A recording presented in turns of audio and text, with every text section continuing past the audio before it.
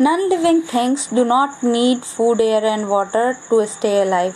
Because they are non-living things, so they don't need air, water and other things for their existence.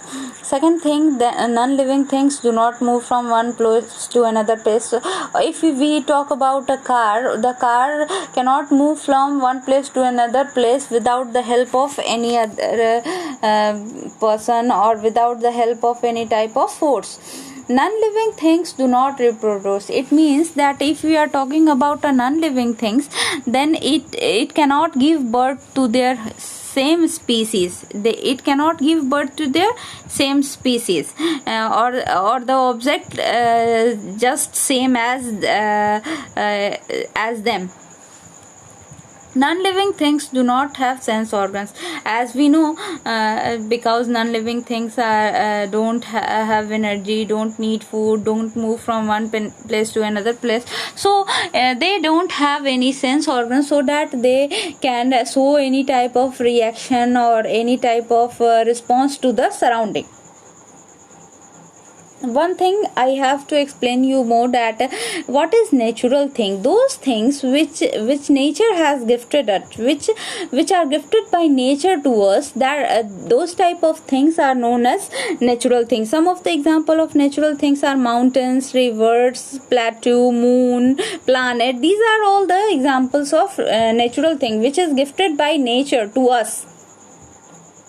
Now we will talk about man-made things, those things which are given by or which are produced by man, that things are known as man-made things, such as building, chair, table.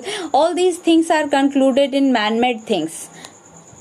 Now we will discuss about the difference between living and non-living things. As we discussed earlier also, that there is a very vast difference between living and non-living things. We will discuss it one by one. The first one is that living things need food, air and water to stay alive. As we all know that for the existence of life, living things need food, air and water. But in just opposite, it is just opposite in the case of non-living things, that non-living things do not need food, air and water. The second thing is that living things move from one place to another place in search of food, air or water, or to protect themselves from their enemy. But living things do not need to do such type of activity on its own. External force or external effort is applied to the non-living things so that they can move from one place to another place. Now the third topic is that living things reproduce.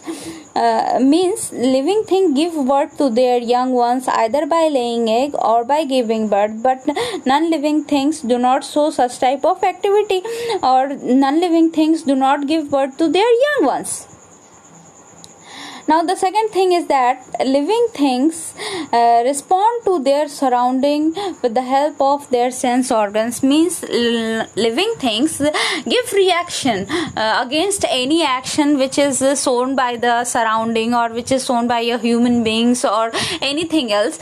Means they show reactions through their sense organs, but non-living things cannot do such things. The last but not the least is that living things have a fixed life span. Means all the living things can live for a certain period of time, but nothing such happens in the case of a non-living thing. So that is the revision point of all the chapter, and I will send you assignment related to this chapter for the revision. So please prepare well for your examinations.